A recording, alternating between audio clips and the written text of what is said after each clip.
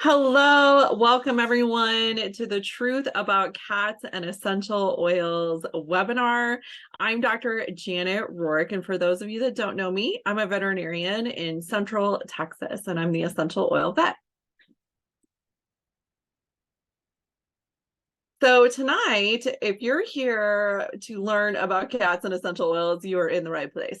So we're going to start off with talking about cats and why they are different and the things that we have to kind of pay attention to when it comes to cats and essential oils.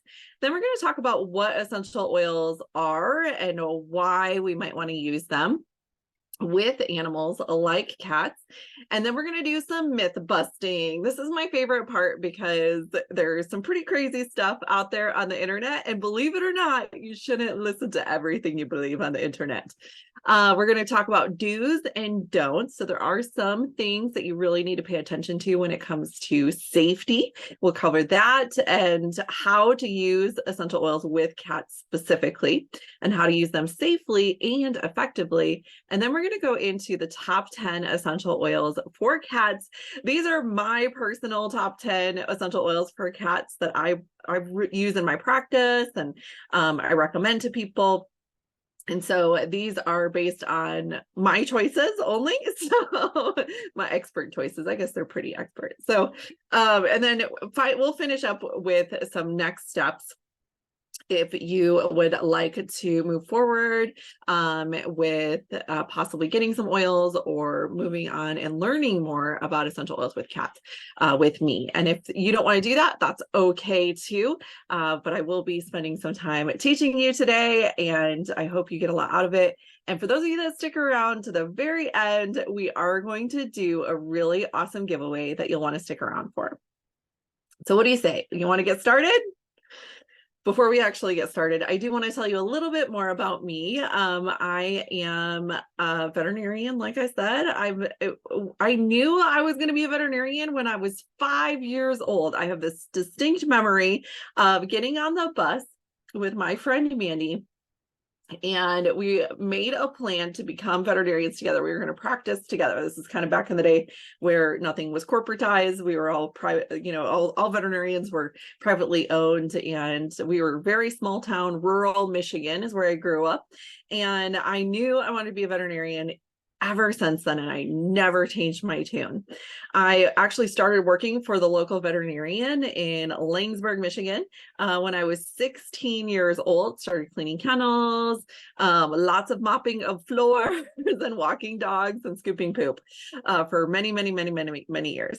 And I'm still doing it today. So I did college prep classes in high school, and then went to undergrad at the University of Findlay, which is in Findlay, Ohio. It's a pretty small school there. I actually triple majored there while working 3 part-time jobs because, one is just not enough for me. And I triple majored in equestrian studies, believe it or not, I'm a horse girl, and pre-veterinary medicine and biology, and I minored in chemistry. So chemistry has always been fascinating to me, and what actually drew me to essential oils was the chemistry.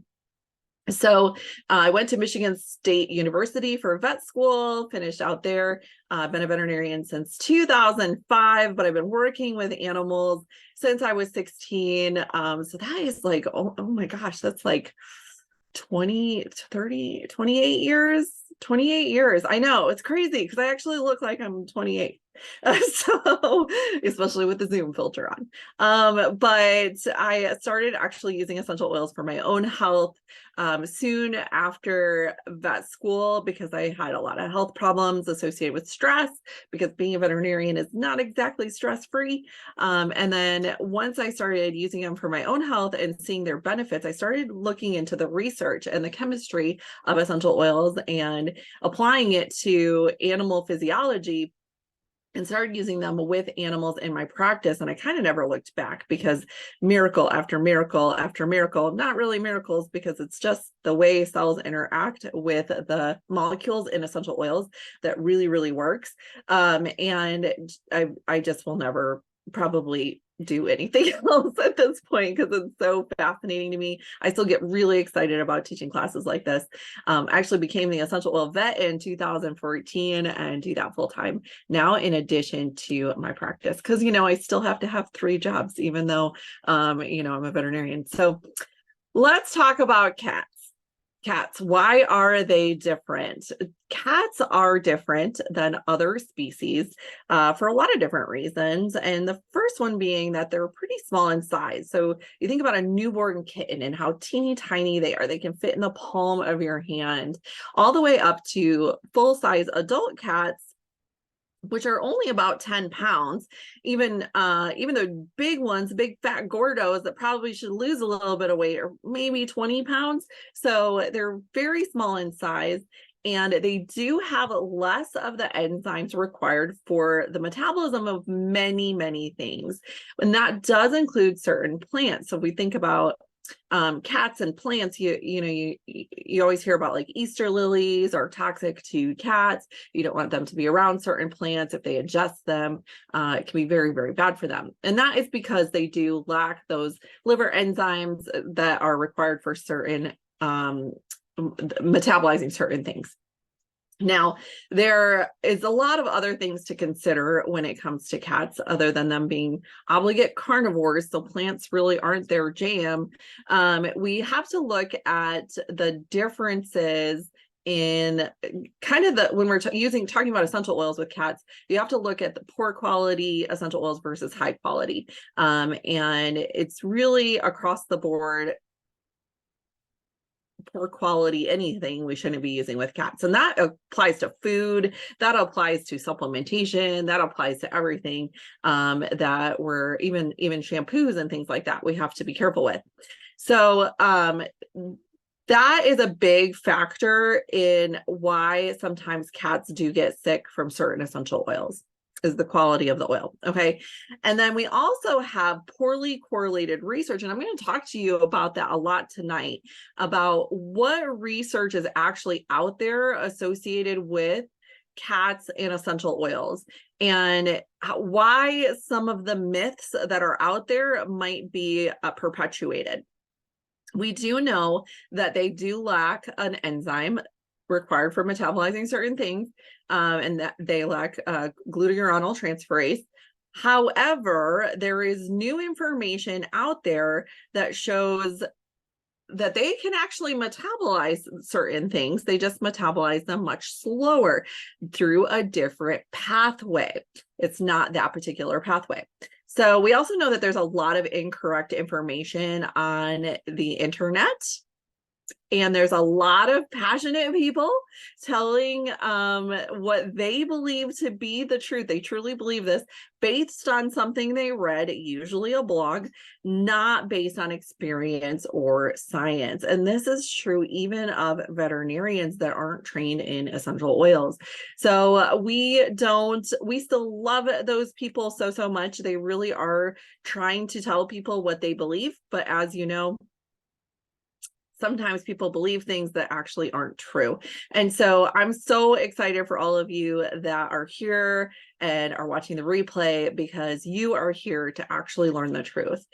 The other thing that's really important when it comes to essential oils and cats is that a lot of the things we see out there is very, very dose dependent, just like with medications, just like with ingestion of actual toxic things like Easter lilies. How much they get, how much they ingest will actually depend, that will indicate whether it's actually toxic to them or not, and actually detrimental to their health. So dose is very, very important when it comes to essential oils. They're very, very potent, and we want to keep that in mind with these small animals, these small cats, when we're using them. So what are essential oils? Some of you might be totally new to this conversation, so let's talk about what they are. So essential oils are aromatic compounds that are found in different parts of plants: the seeds, the bark, the stems, the roots, the flowers, even the rinds of some citrus plants, and citrus fruits, I mean. And they're processed through a process called steam distillation, or their cold press distillation. Those are the two ways we primarily extract essential oils from the plants. And it is important to note that pure essential oils are 100% natural. They are made up of a lot of different molecules. And so this is where that chemistry comes in. So hundreds of different constituents in many cases. They are the secondary metabolites of plants, so they're not essential for like photosynthesis and the plant living, but they are responsible for certain plants thriving.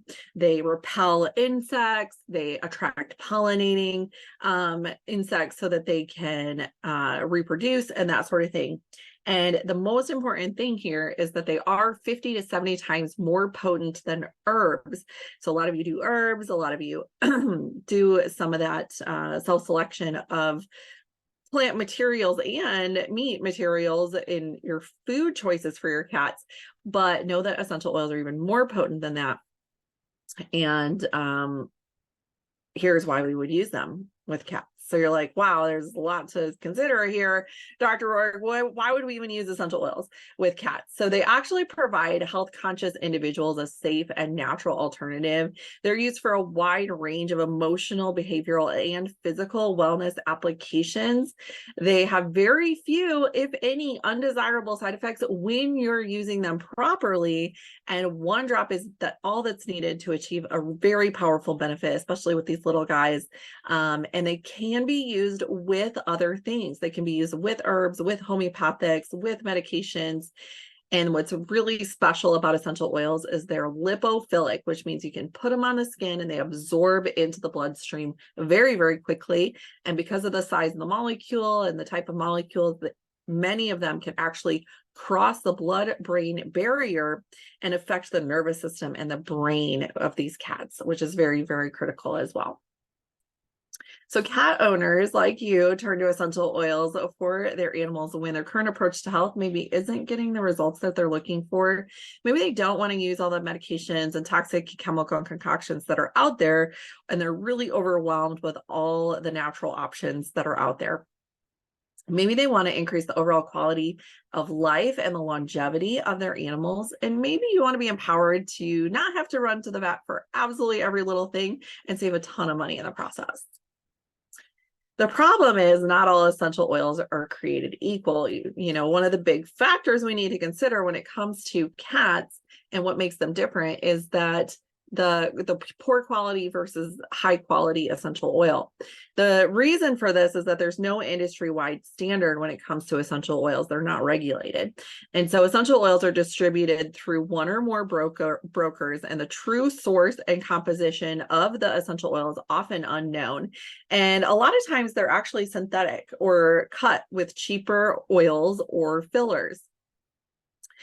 And synthetic oils and these cheaper fillers to kind of like extend out the actual essential oil that's in there, if there is any, are actually that is what is unsafe or toxic to pets. We know that these things are hormone disrupting, endocrine disrupting, and those are the things that in our bodies and our cats' bodies that actually talk to each other to tell the organs and the brain and all that stuff what to do. And so we really need those to work correctly in order to have health in our animals. So how do we fix this? If this is something that is kind of industry, a well-known thing in the industry, how do we do that? How do we fix that? And the solution is actually to work directly with the farmers, to cut out the middleman, to cut out the brokers, to actually test the composition of that essential oil and the quality of that essential oil, both during and after distillation. You could do it in-house, but even more importantly is by a third-party lab. So there's some accountability, one that's not affiliated with that particular company. And there's also normal adulteration that happens with essential oils. So there's natural adulteration that happens through normal aging. So you want to check the bottom of your essential oil bottle, look for that expiration date. Hopefully it has one. If it doesn't, and you've had it for more than 5 years, you might not want to keep it anymore. But check for that use by date. Normal oxidation does happen even throughout the bottling process, and resinification happens, which is when the oils get really thick and hard to use. That's just normal aging, but it does cause some adulteration. It does change the chemical composition of that essential oil. Also need to consider what the essential oils are stored in. Are they stored in plastic? Are they stored in steel? Are they stored in stainless steel? Has there been any, is there any lacquer applied to those steel bins when they're being transported from the broker to the essential oil companies? The other thing to consider is synthetic fragrances. These are intentional. This is intentional adulteration. And a lot of times it's intentional because a lot of the essential oils on the market, most of the essential oils on the market are created for things like candles and soaps and things like that. And people are looking for a certain smell. So they're looking for a certain scent profile as opposed to a therapeutic profile. And so I call these perfume grade essential oils because they're really designed for a certain smell, and synthetics are intentionally added to that, and they'll readily admit that, to get a certain fragrance. And this is very, very different than using them for therapeutic purposes, which is what I'm talking to you about today. The other thing that happens is stretching of oils. We know this happens with solvents, foreign substances, carrier oils, and other cheaper oils. And this often happens at the source, which means it's happening at the distillery. And we know this happens because lavender oil exports far exceed the production capacity based on the number and amounts of plants harvested and the typical yield of that plant. So there's a way more lavender oil being exported than possibly able to be produced based on the number of plants in certain countries. And we know this happens with bergamot as well. In fact, we've done some testing of Melissa essential oil, which is quite an expensive essential oil. It's hard to harvest. The flowers are small, the yield is low, and so it ends up being one of the more expensive essential oils. And it does have a little bit of a lemony smell. It's, from the flower of the lemon balm plant. So we've actually tested those out, and a lot of the Melissa, quote unquote, on the market, which we use for very specific things therapeutically, is actually lemongrass, which is very, very cheap to make. Lemongrass is very ubiquitous and everywhere, and very, very high yield, and also very cheap. So replacing those oils, and when you're buying Melissa, you want to get Melissa and not lemongrass. And you might not know if you're just ordering essential oils from someone you don't know. So how do we know? How do we know, Dr. Roark, if it's gonna be a good oil? And the answer is testing. It's plain and simple. So the GCMS, which is the gas chromatography mass spectrometry, is the gold standard of testing. And an essential oil company should definitely have that as a bare minimum and should be able to provide you with those results. Now, you might not be able to read them. Maybe your chemistry is a little rusty, and that's okay. These are some other tests that can be run on the essential oils. I'm not going to get into all of that right now because you guys want to know how to actually use them. So you might be asking yourself, with all this information, Dr. Roark, how do we know which essential oils to use that are safe to use around my cat, and why does that matter? And I'm just going to tell you the answer is doTERRA. doTERRA has certified pure tested grade standard of excellence. It's actually an internal standard of excellence. And when I first heard that, I was like, I don't know, that's something they made up. So how can we trust it? And maybe you're thinking the same thing. But when I started looking into it, they actually do a ton of research and testing, and their standard, this certified pure tested grade, is actually higher great, like a higher level of testing and research than even organic labels. Okay, so it's way better than organic. And so the research and testing that they do is actually they run over 54 individual tests on every single batch of essential oils. They test it after distillation, they test it once they receive it, and they test it again after filling the bottles to make sure there's no contamination, there's no pesticides, there's no heavy metals, there's no anything, there's no contamination, there's no bacteria, there's no nothing in those bottles except for the essential oil. And they also do 11 or more tests performed by a third-party lab that's not affiliated with the company at all. And those results are actually published. So you can see exactly what you're getting. You can actually look up your lot number on the bottle of oil and type it in over at source2u.com and look up the actual GCMS report from that bottle of essential oil, which that shows you a lot of accountability.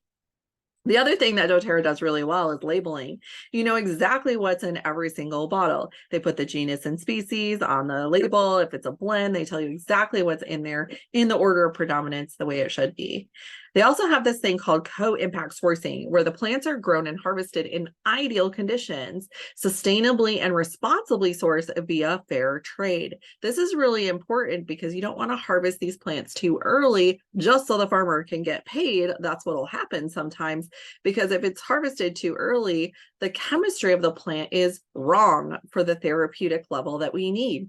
And so doTERRA does this thing where they actually, for the plants that are longer growing periods, like vetiver, for example, is 18 months. They don't want them to harvest it at a year so they can just get paid. They want them to harvest it at 18 months. So they actually prorate and pay them monthly for what the harvest is going to be. And really, really support these communities. They're really a great humanitarian company, in addition to a lot of other things. I could go on and on. Probably the most important thing is that they're reliable. I know that the bottle of lavender that I bought today is going to have the exact same therapeutic benefits as the one I bought 6 months ago. They're safe. They're effective. They have that consistent high quality because of all that testing. And that's why this company is actually used in more hospitals and in more actual research than any other essential oil. So now let's do some myth busting. You might have heard essential oils are toxic to cats and other things that you shouldn't believe on the internet about essential oils and animals. So before we get started with that, I do want to say why I will never stop recommending essential oils with cats. When I was actually announcing this webinar and telling people about it, we had a lot of people saying, don't use oils with cats, lavender is toxic to cats, all these things, all the things that I'm actually going to bust tonight.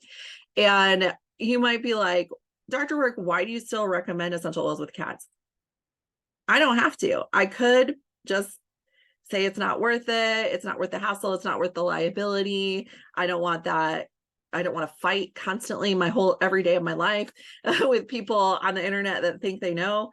And the answer is, I've seen hundreds and hundreds and hundreds of cats helped with essential oils. They couldn't be helped with anything else. And this is one of those cases. So this is, to give you a little backstory here, this is Dahlia. She's a cat. This was several years ago. Kind of my friend, I have a veterinarian friend who works for the Austin Humane Society, and so she had several cases that she wanted some consultations on. So I went and we were doing some consultations, and this cat Dahlia was extremely stressed. She would not let us near her. She's in a totally separate room of the facility because she was so stressed out in the general population. They had to move her. She's been in this room for a couple of days now, when this video was taken, or when I did the consultation with her, and we did some self-selection. She chose a couple of oils, balance and lavender. And in this video, she had been diffusing for about 20 minutes. And then Dr. Sablehouse came in. Now, this cat would not let us near her. She was hissing at us. She was hiding in the corner. She was very, very unhappy, and they couldn't handle her at all. And so for her treatments and for those sorts of things, they had to put on those big leather gloves to handle her because she would bite and scratch and attack and basically freak out. So this is her after diffusing, after 20 minutes of diffusing. So this is Dahlia. It's been very fractious here. And I've had the diffuser going in here for about 20 minutes with a balanced lavender. And she has calmed down a little bit. Come out of the kennel. She was kind of rubbing on her legs. Let's see if she looks better. Wow. She's never allowed me to do that to her.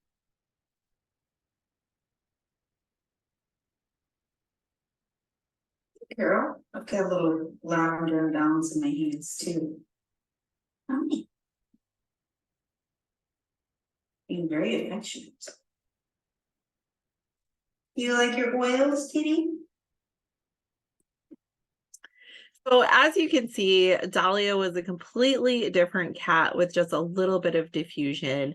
This is a situation where Dahlia, because of the way she was before, she was not adoptable to anybody who tried to look at her. She just hits and try to scratch them. And she was just so fearful. And because of essential oils, she was able to, you can kind of see her personality come out there a little bit, right? Very affectionate, very sweet.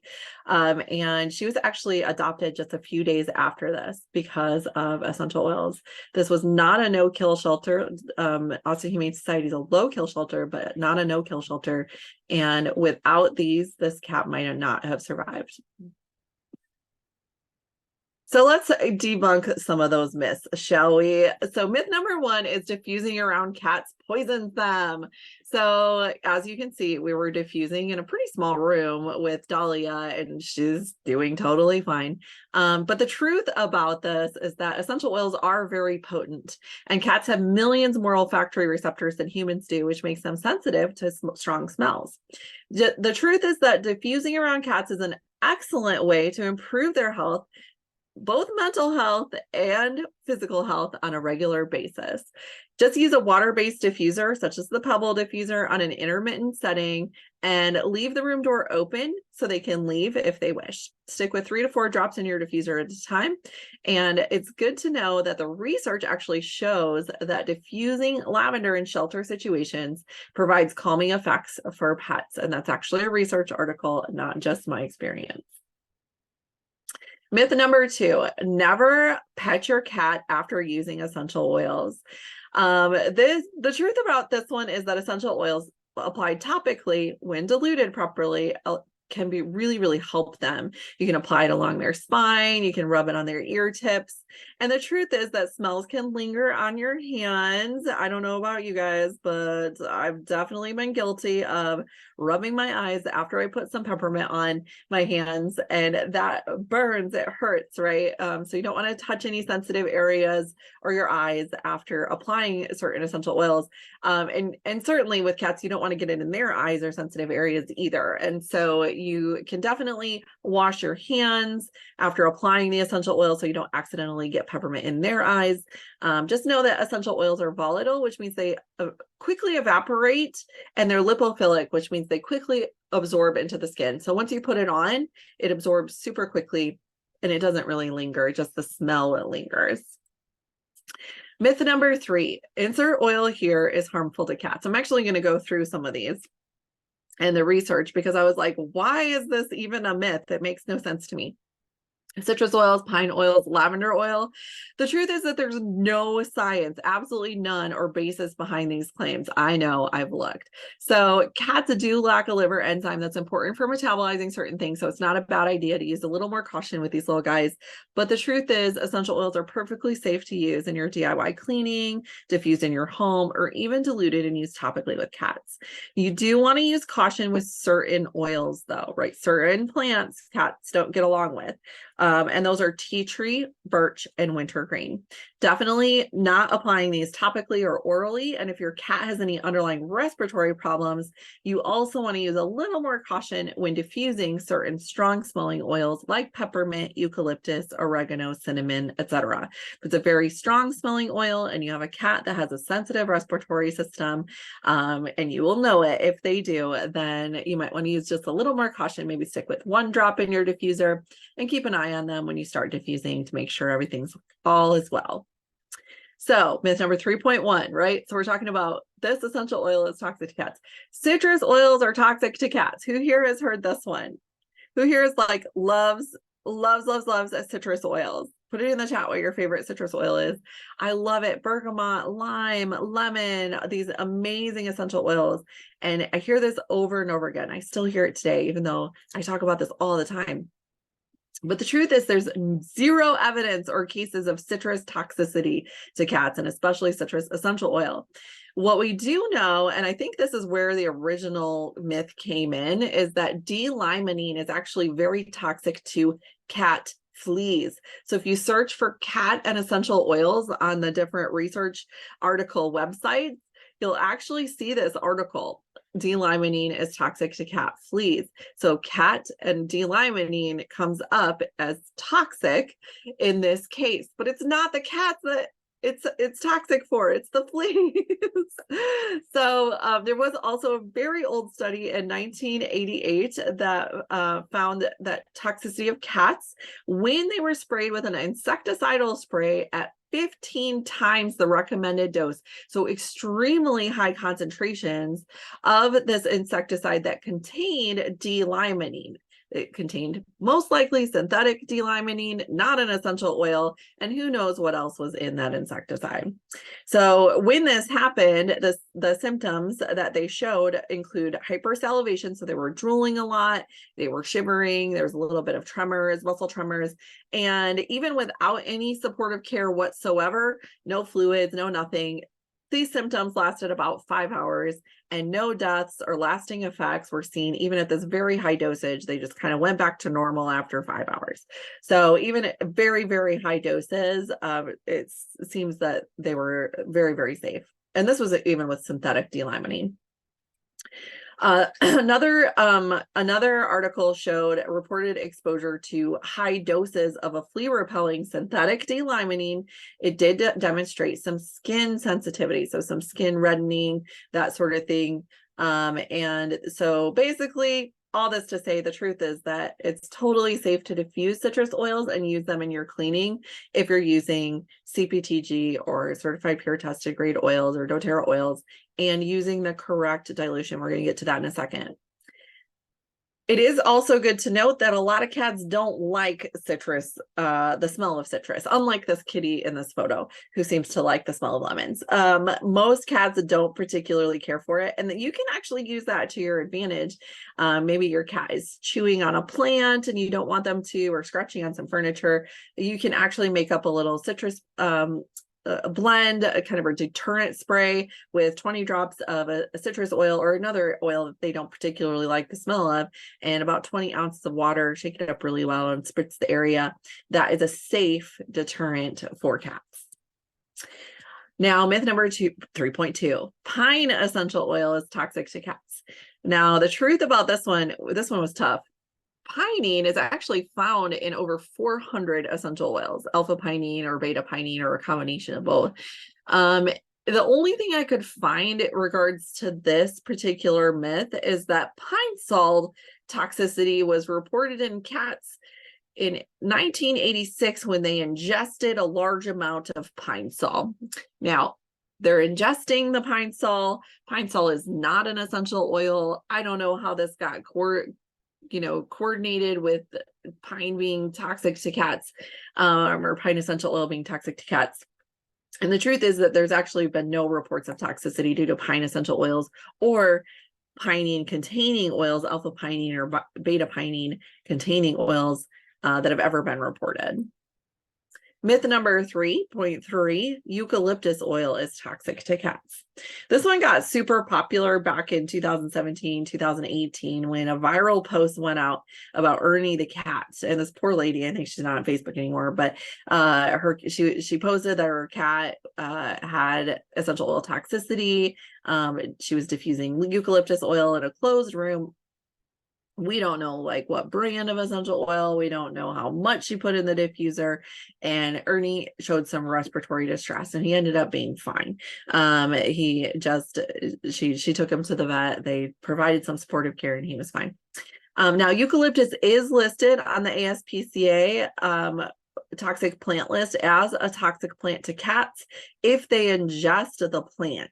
So keep that in mind. Ingestion of eucalyptus plant is not that great for cats, especially in larger doses.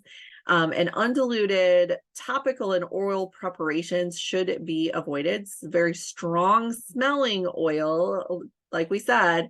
So make sure you dilute it, dilute, and because it's a strong smelling oil, you want to use caution with cats that have respiratory sensitivities like asthma. Now, diffusing 1 to 3 drops in a room that has the door open is much preferred in this case. Now, this one I don't get. Myth number 3.4, lavender essential oil is toxic to cats. I actually heard this week that a veterinarian had told somebody that. So I don't know where this comes from at all. There's zero research supporting this. Just no. The truth is that lavender has been safely used with cats for many, probably hundreds of years. No, I could not find anything. The only thing I could find was that maybe spike lavender isn't the greatest for them, but we don't use spike lavender very much in animals at all. It's not really a super popular essential oil. It's not readily available in most locations. So as long as you're staying away from spike lavender, which we don't have that much information on because it's not really common, you're probably fine. The regular lavender that we get is totally safe. I've used it hundreds and hundreds of times. And it's diffused in veterinary practices. It's diffused, it's all over the place. The only article I could find was an article about linalool, and it was a 1988 article, and it showed acute toxicity of a cat due to an insecticidal spray that contained synthetic linalool and other things as an ingredient. So do we know, was it the linalool? Was it something else? I mean, there's not enough information really to know. Myth number 4, using essential oils around cats causes liver or kidney damage. This one's so popular in the cat world. So the truth is that quality matters, brand matters, and pure essential oils actually support the liver and the kidney. Research has shown, and blood work on many cases I've consulted on, that some essential oils are actually hepatoprotective and nephroprotective, which means they support the liver and support the kidney. The truth is that liver failure and kidney failure, unfortunately, is very, very common in pets, regardless of essential oil usage. Many people want something to blame when this happens, and so essential oils get falsely accused in some cases. The thing is, this happens all the time, regardless of if someone is using essential oils in their home or not. And the truth is, what's probably causing that is more dietary related than anything, if we're just being completely honest right now. But the things you need to ask if somebody's like, my cat has kidney failure because of essential oils, consider the oil. How was it used? What's the brand? How long was it used for? Did that cat have any prior health conditions? What does the blood work say? And what are the physical exam findings? This is kind of my cat was sick, and then when I used essential oils, it died kind of scenario. Well, cats get sick and die all the time, whether you use essential oils or not. One is not necessarily correlated with the other. Unless you use a whole bottle of essential oil on the poor kitty, then we have a misuse kind of situation, right? What's really cool about this is that serial blood work for ongoing use of essential oils with cats indicates zero correlation, and in fact shows improvement of liver and kidney enzymes in a lot of cases.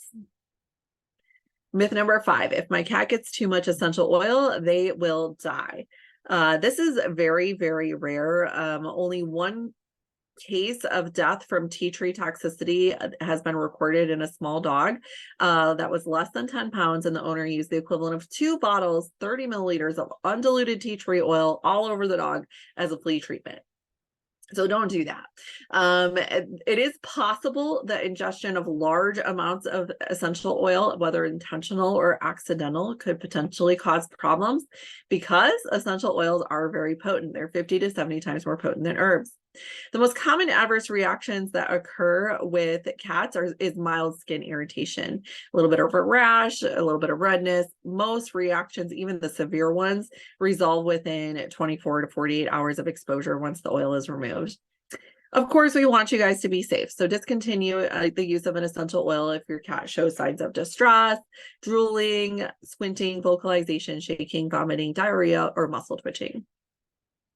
If you have an accidental application of essential oil where you use undiluted essential oil, you can dilute that by applying a carrier oil first. Put a lot of carrier oil on that and then give your cat a bath. If it acts the accidental kind of overdose happens from ingestion, you can always feed the animal, include a fat like coconut oil or milk or yogurt to help dilute the oil if it was given internally, if it was ingested.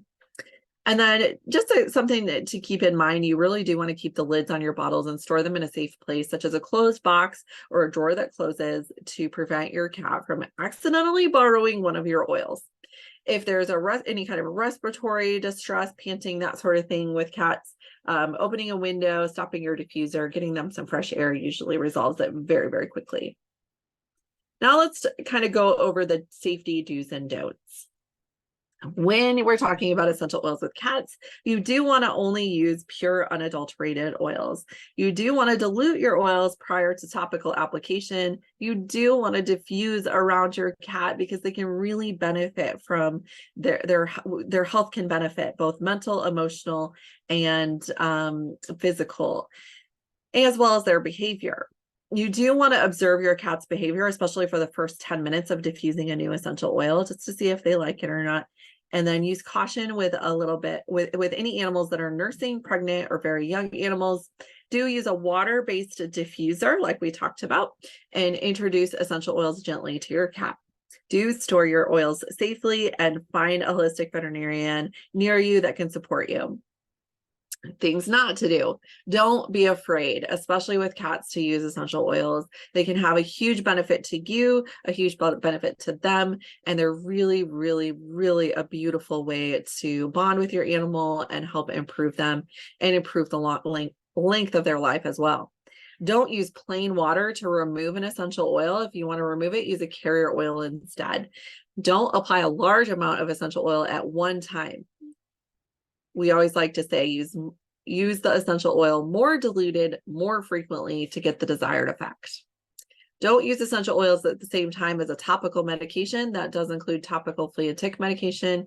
Don't worry or panic if there's an adverse reaction. They're very, very, very rare and they resolve very quickly. Don't use oils on the nose or in the nose.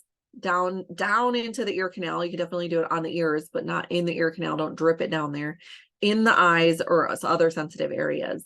Don't use tea tree, wintergreen, or birch with your cat, and don't add essential oils to your cat's water dish. We never want to discourage them from drinking water. And most importantly, don't ever stop learning. Some essential oils, since we're talking about safety, have what is called phototoxicity. So phototoxic or photosensitizing oils, you don't want to use these in direct sunlight or around UV rays. So this is important for cats that go outside or have pink skin. Those are bergamot, cumin, grapefruit, kumquat, lemon, lime, tangerine, and wild orange. If you do want the benefits of a citrus oil without the worry of phototoxicity, you can always use green mandarin because that is not phototoxic. And then if you do have a cat that is prone to seizures, you do want to avoid these oils, even diffused. Rosemary, camphor, eucalyptus, fennel, hyssop, pennyroyal, sage, wintergreen, and wormwood. If you happen to have a pregnant cat, here's a list of the essential oils you'll want to avoid. Primarily, the ones on the right, arborvitae, basil, birch, wintergreen, cassia, cinnamon, rosemary, and thyme are probably the more common ones. If you have a kitty that has asthma, there are some oils to avoid, and this is very tricky because it's often individualized. So one cat might be totally fine with eucalyptus, the other one might be a little more sensitive. And so these are just some that have been reported in the literature: marjoram, rosemary, camphor, oregano, yarrow, eucalyptus, and peppermint. They do really, really well with oils like lavender and Roman chamomile. So how do we use essential oils with cats? There's two primary ways. One is aromatically, via diffusion. That's the most popular way. You can make a room spray, spray it into the air. Direct inhalation on a cloth, cotton ball, or bedding, a towel in their carrier as you're taking them to the vet, for example. hot water or steam that's a little more advanced, a humidifier if it's one that allows for use with essential oils, and also with a fan or air filter. And then topically, just remember to always dilute, dilute, dilute, dilute. You can apply the diluted oil topically by direct application along the spine. I recommend putting it on your hand first and applying it that way through different massage techniques, if you know any of these, on the reflexology points, which is basically just the bottom of the paws, front and back paws. Ear tipping, which is exactly what it sounds like. You just rub a little bit on their ear tips. You can apply it directly to the area of interest. If they have a bruise or a bump, you can put it right on there. You can mix it in with the shampoo and give them a bath, because I know you guys love giving baths to cats. Hot or cold compresses work really well in some situations. Roller bottles or spray recipes, there's a ton of them out there. I'm actually going to give you one here in a little bit. Or you can make a litter box powder, which is very, very easy. You just use 1 cup of either diatomaceous or their baking soda. I usually just use baking soda, and 3 to 4 drops of an essential oil that your cat likes. It's important to note that even though we don't use essential oils internally with cats, you can always do like a toothpick drop, I guess, of maybe frankincense or copaiba, but internal use is generally not necessary or indicated. What you can do is actually apply that oil topically and know that they're going to consume that oil internally through their normal grooming practices with topical use. Now let's talk a little bit about self-selection. So we kind of mentioned that when I showed you that video with Dahlia earlier. We did some self-selection with her. It's also called zoopharmacognosy. And this is where you allow the cat to choose which essential oil they like. You're going to introduce the essential oil initially with the cap on and tightly closed. Positive responses might be very subtle, but you can be observant and let them tell you. With Dahlia, we introduced them about 4 feet away from her because we didn't want to stress her out by introducing them to her. And if she turned her head towards me, I knew she liked that particular oil, or I assumed that. And then with other cats, you can get a little bit closer, but you don't have to be as close as what I'm about to show you. If you're not sure, if you're like, I just don't know, you can always play it safe and just observe your cat's behavior for the first 15 minutes or so of diffusing a new oil. The little nose lick here is a really good positive symptom or positive sign that they like an oil. So this is Lyra. Lyra, this is a very old video, I apologize, but she's 17 in this video. She has epilepsy, asthma, she's deaf, she's got a heart murmur, all of the things. You know, she's my kitty, so of course vet kitties have all the problems. But this is doing self-selection. You can see she's very comfortable. She's very happy in this situation. She's actually purring because I'm talking to her.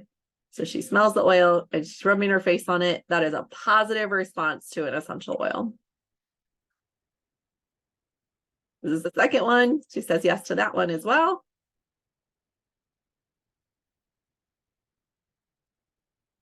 Your cat might give you a little different yes, but here's a good no. Oh, see how she just turns her head away? She's like, no, I don't think I want that one. Thanks anyway. Have a nice day. So is that helpful, you guys? Seeing how to do self-selection with a cat? So we talked about dilution a lot already. So just always remember, we're going to start out more diluted when introducing essential oils topically to your cat. There's different carrier oils you can use to dilute. Fractionated coconut oil, extra virgin olive oil, almond oil are all great choices. You can always increase the concentration if the desired effect is not reached, but it's very difficult to remove an essential oil once it's already been absorbed. Just know that every cat is an individual and your cat might be more sensitive than others or less sensitive than others. Just observe their behavior and they'll tell you. As a bonus, we did send you guys the Essential Oils and Safety for Pets guidebook. It's a 17-page guide that has a dilution chart on page 17. It's also got information about dogs, birds, horses, rabbits, and other animals if you're interested in that. So now let's talk about which essential oils are my favorite oils for cats. Here's my top 10. The first one is Balance. This is a great blend that's relaxing, it's grounding, it promotes mental tranquility and balance. It's helpful for restful sleep for those cats that are yowling at 2 in the morning. Oh my goodness, Balance is so good for them. It's very comforting You can apply it prior to other oils. It's already diluted, so you don't have to dilute it more, which is nice. It helps ease anxious feelings. This is a very helpful oil when you have multiple animals in the household and maybe your cat doesn't get along with one of them. This is great to apply to both of the animals. I call it the sibling rivalry oil. It's really good for temper tantrums when it comes to cats and not getting along. So it also supports the nervous system. I use this a lot with Lyra with her epilepsy, and you can apply it topically or diffuse it. This recipe is a calming spray. It's 10 drops lavender, 10 drops serenity, 10 drops balance in a 2-ounce bottle topped off with carrier oil, like fractionated coconut oil. You just mix them all together in a 2-ounce spray bottle, shake it gently, and then spray it on blankets, towels in the carrier, or you can use it topically, spray it on your hand first, and then pet them with it for calming or prior to a stressful event. Digestin is my second oil, and this is one that you're going to love with cats because it helps maintain healthy digestion, helps reduce bloating, gas, indigestion, those stinky poops, and it actually supports the respiratory health as well. It's got some great mucolytic oils in there that's great for the respiratory and the digestive system, helps with feelings of queasiness, car sickness, that sort of thing, and it also helps reduce hairballs. I get asked this all the time. What oil is good for hairballs? And my answer is always Digestin. You can just apply it topically, just rub it on their belly if they let you rub their belly. If not, you can put it on their back. And I like to use it with probiotics, in conjunction with probiotics, digestive enzymes, and a multivitamin, as well as an awesome, healthy, moist diet for optimal digestive health. Calmer is our next oil. This is a pre-diluted, kind of a kid's blend. So it's very diluted and it's very, very good from kittens, newborn kittens, all the way to senior kitties. It's very calming and relaxing. It soothes itchy skin. It relieves anxious feelings. It's ideal for stressful situations like car rides. And it helps promote peaceful sleep and less waking at night. It's very tension relieving and can be used topically. Stronger it's another kids blend that is great for the immune system. So it's effective immune support. It protects against, helps protect against environmental threats that your cat might run into. I really like this with those cats that get the little upper respiratory crud.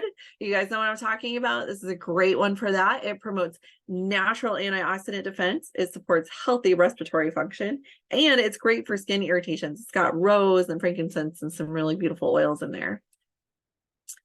Juniper berry is one that I absolutely love for cats. It supports the digestive system, the skin, and the nervous systems.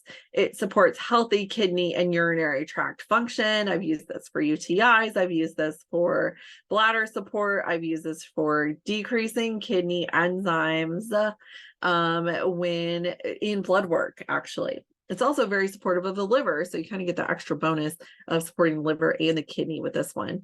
A very good organ support oil. When diffused, it can actually freshen the air and help purify the air. It is a natural skin toner, so I like this one for rashes. Very good for rashes or allergies, and it's a natural detoxifying agent. Copaiba is the next oil. It's extremely versatile. Listen to all of the different systems that it affects, you guys. It's the cardiovascular system, so the heart, something we really deal a lot with cats. The immune system, the digestive system, the urinary tract, the respiratory system, the musculoskeletal systems. This is a great one for senior kitties, and the nervous system. It's a powerful antioxidant. It's hepatoprotective. It supports the liver, and it's a foundation for cellular health, and it's also great for the brain. It's emotionally very relaxing and can be used to help soothe and calm anxiousness and create a stress-free environment and decrease feelings of overwhelm, which pretty much every cat kind of deals with, let's be honest. And then the reason why Copaiba is so awesome is it contains a molecule called beta-caryophyllene in very high amounts. Beta-caryophyllene actually activates the endocannabinoid system and the CB2 receptors of cells. These are the same receptors that CBD oil activates, you guys. So it's actually less expensive than CBD. It's more effective because it's a smaller molecule, and you don't have to worry about all the side effects that CBD sometimes has, or the quality of a CBD, because CBD is hard to get a good quality one as well. Cedarwood's the next oil. This one supports so many systems as well, but I primarily use it for calming and as a natural flea and tick repellent. So it supports the respiratory system, encourages proper lymphatic flow if there's any swelling anywhere. It supports the urinary system, very good at calming and repelling insects and pests. It does promote healthy hair growth, especially when combined with rosemary, and it eases stress and anxiousness for fearful or timid animals. It encourages restful sleep through the night. And you can apply it by petting, diluting it first, because this one's not diluted. Dilute it first and petting them before they go outside. You can actually make a little natural flea and tick collar by taking a collar and using 3 ounces of water and 10 drops of cedarwood, kind of soaking that collar in that overnight, and then using that as a flea repelling collar. Frankincense is our next one. Frankincense promotes healthy cellular function and DNA integrity. It's very good for skin health, and it's very relaxing. It's good for mood balance. It's great for wound care. It soothes aches and pains. So another great one for senior kitties. And it supports healthy function of the nervous system. So great for newborn kittens all the way throughout life. It's also great for inflammatory. It has a healthy inflammatory response, and you can use it aromatically, internally, or topically. We call frankincense the king of oils, and we always say, when in doubt, get the frankincense out. Myrrh is the next oil that we're going to talk about. It's amazing for the skin, and you can actually get it for 10% off this month. And it's also very good for oral health. So a lot of times with cats, we see stomatitis, we see they have to get a lot of teeth pulled, that sort of thing. Myrrh, I've been able to prevent that from happening for a lot of cats just by using myrrh.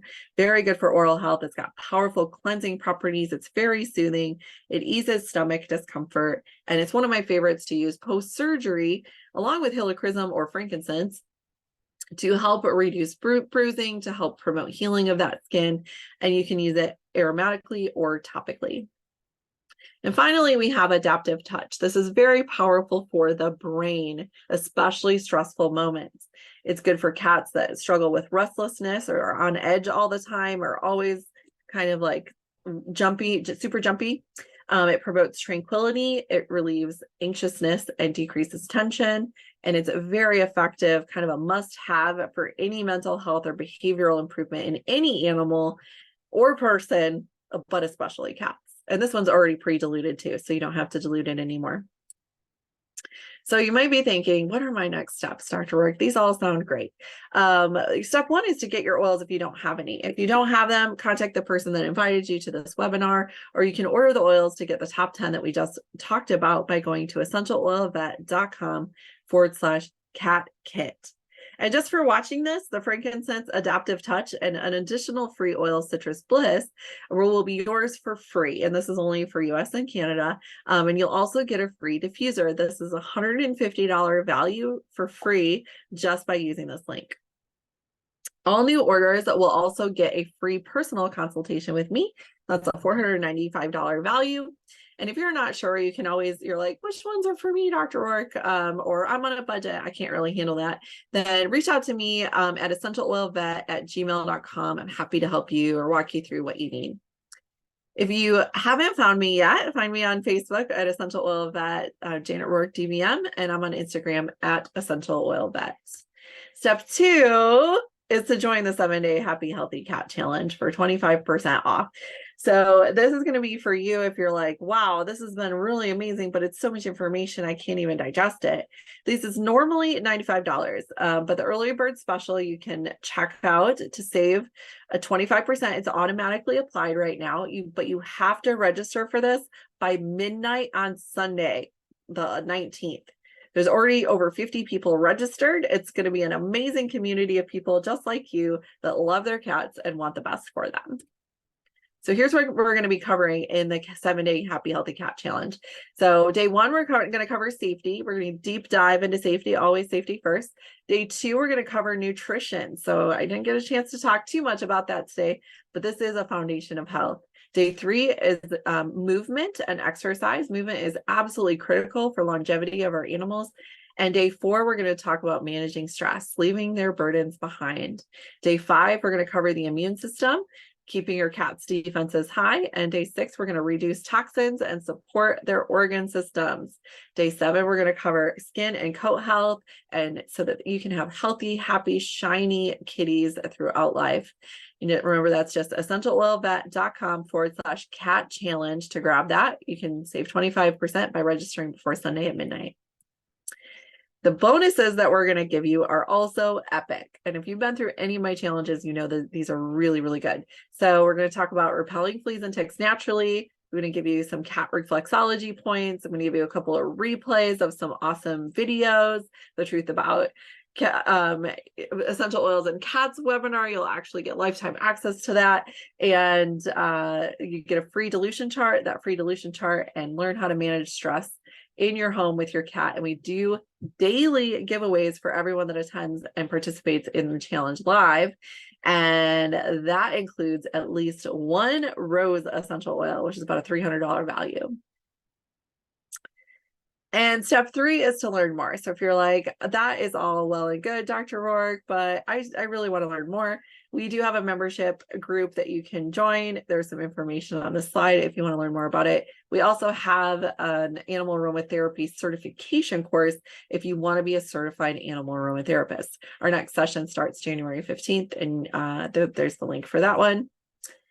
But now is the time for a giveaway, my friends. So let's see. I want you, let me see the chat here. Let me know if you would like to win something. What we're going to give away, actually, let me tell you what we're going to give away, because I didn't tell you yet. What we're going to give away is we're going to give away a free access to the 7-day Happy Healthy Cat Challenge. So if you want to come to the cat challenge and you're like, that is totally for me, let me know in the chat if you want to come, and we will pick a winner. Let me know. If you don't win, you can still come. You just have to, you can buy it for 25% off. Oh my goodness, you guys. I love it. Oh my goodness. So many. Okay, the winner is, actually, I know this person. I am not picking the winner, just so you guys know. Is Larissa Maelstrom. You have favor, my friend. You get free access to the 7-day Happy Healthy Cat Challenge. Congratulations for all of you that didn't win, or if your name is not Larissa Maelstrom, then you just need to go to essentialoilvet.com/cat challenge to join. Thank you guys so much for joining me today. I hope and pray that you are able to be more confident about using essential oils with and around your animals after today's webinar. And if you have any questions, please reach out to me. I love helping you guys, and I want you to have the confidence that you need to move forward. All right, guys, have an amazing night. Love you. Bye.